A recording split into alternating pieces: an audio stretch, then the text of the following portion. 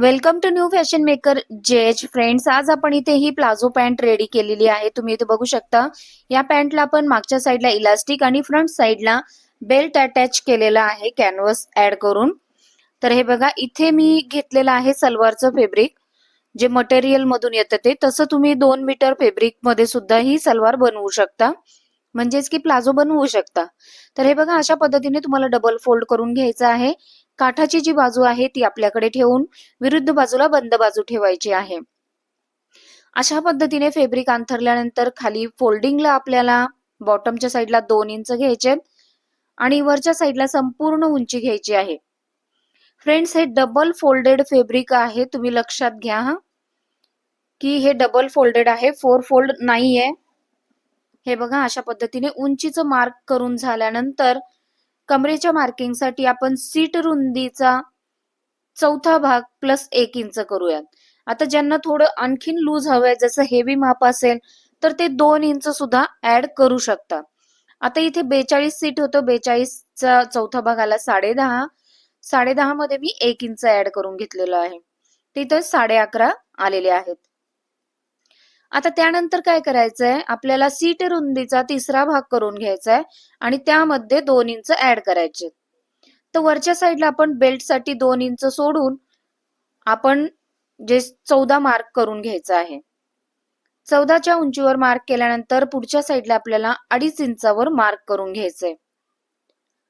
तर ते झाल्यानंतर फ्रेंड्स, आपल्याला तिथपर्यंत टेप लावून त्याचा मध्य करून घ्यायचा आहे आणि हा मध्य जो आहे तो बॉटमच्या साईडला सुद्धा आपल्याला खालपर्यंत असं मार्क करून घ्यायचं आहे.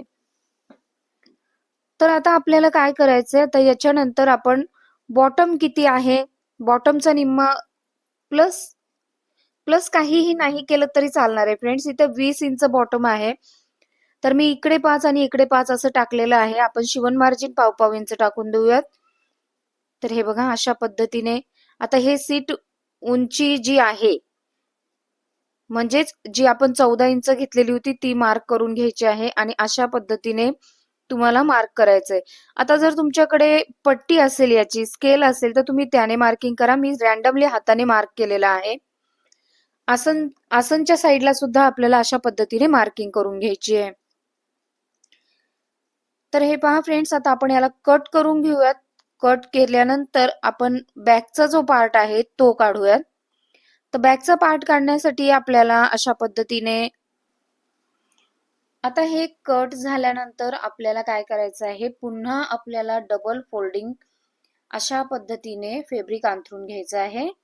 स्वतःकडे आपल्याला काठाची बाजू ठेवायची आहे आणि पुढच्या बाजूला बंद बाजू ठेवायची आहे. आता यावरती आपण काय करायचं, जो फ्रंटचा पार्ट आहे कट केलेला तो ठेवून घ्यायचा आहे.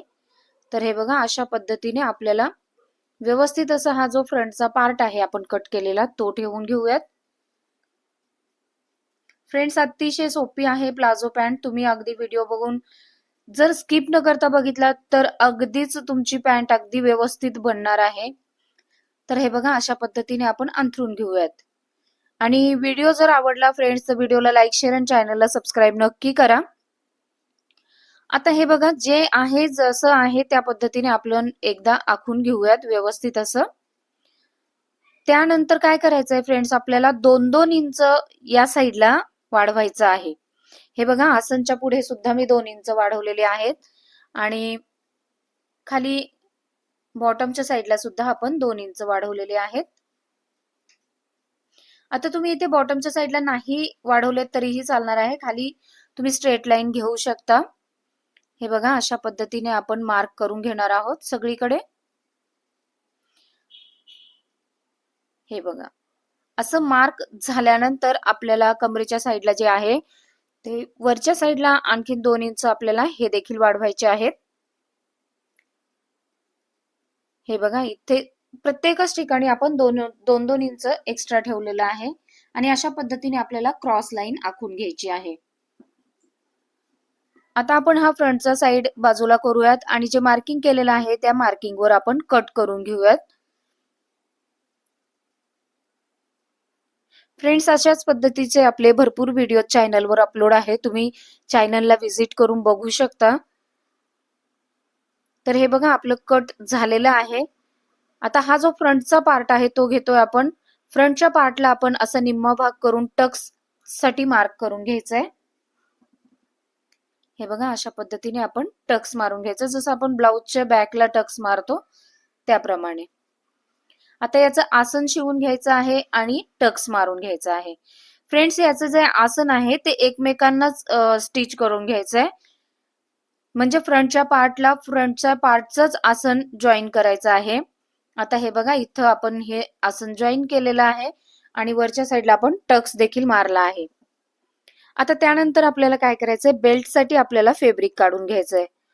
तर हा कमरेचा जो पूर्ण साईड आहे तो मोजून घ्यायचा आहे आणि 4.5 इंच उंचीला आणि जितकी रुंदी येईल तेवढं ते आपण रुंदीला घ्यायचं आहे आणि अशा पद्धतीने कट करून घ्यायचंय. हे बघा हा फ्रंटचा बेल्ट आपण काढतोय फ्रेंड्स.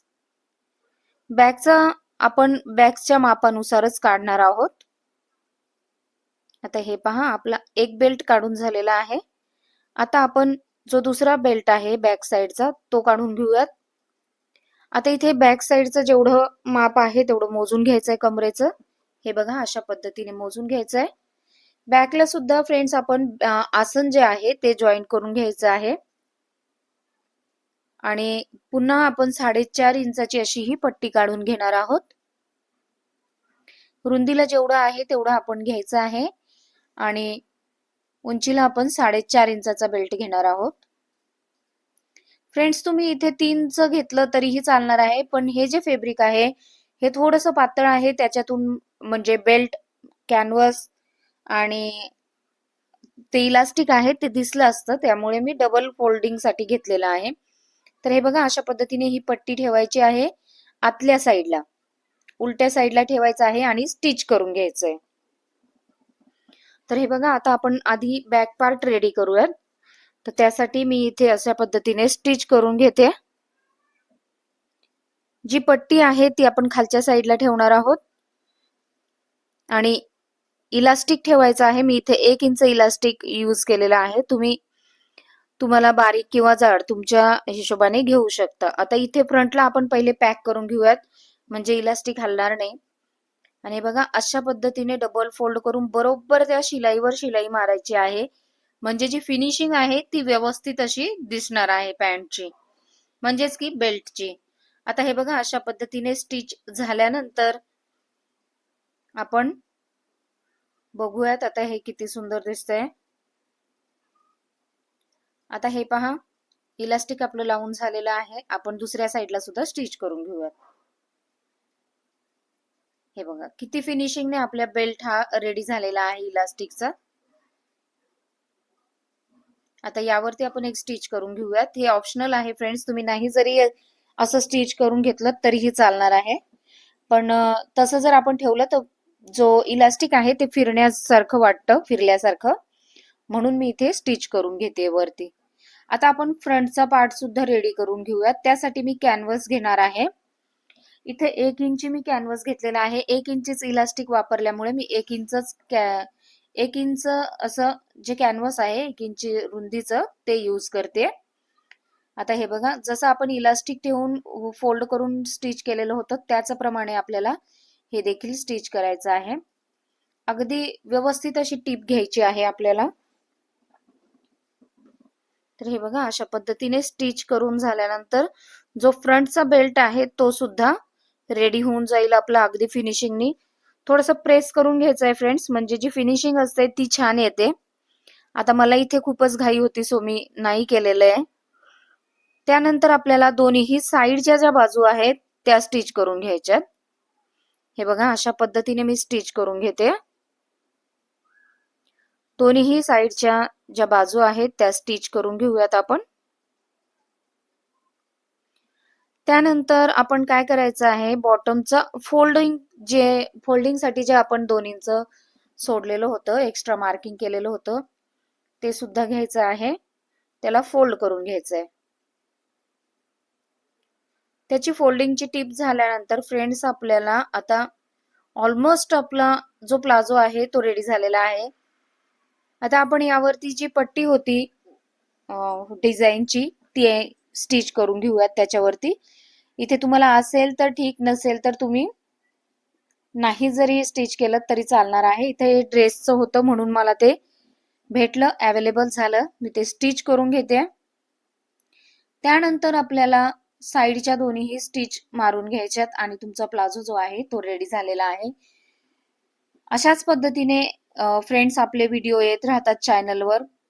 प्लीज चॅनलला सपोर्ट करा, सबस्क्राईब करा आणि छानशी कमेंट देखील करा जर का तुम्हाला व्हिडिओ आवडलाच तर.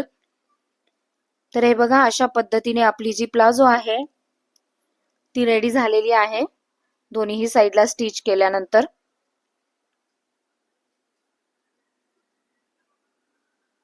हे पहा, अगदी सुंदर अशी ही प्लाझो रेडी झालेली आहे. अगदी फार फार तर अर्धा तास 20 मिनिटांमध्ये तुमची ही प्लाझो शिवून रेडी होते. तर फ्रेंड्स, भेटूया तसंच नेक्स्ट व्हिडिओमध्ये. व्हिडिओ जर आवडला तर व्हिडिओला लाईक, शेअर आणि चॅनलला सबस्क्राईब नक्की करा.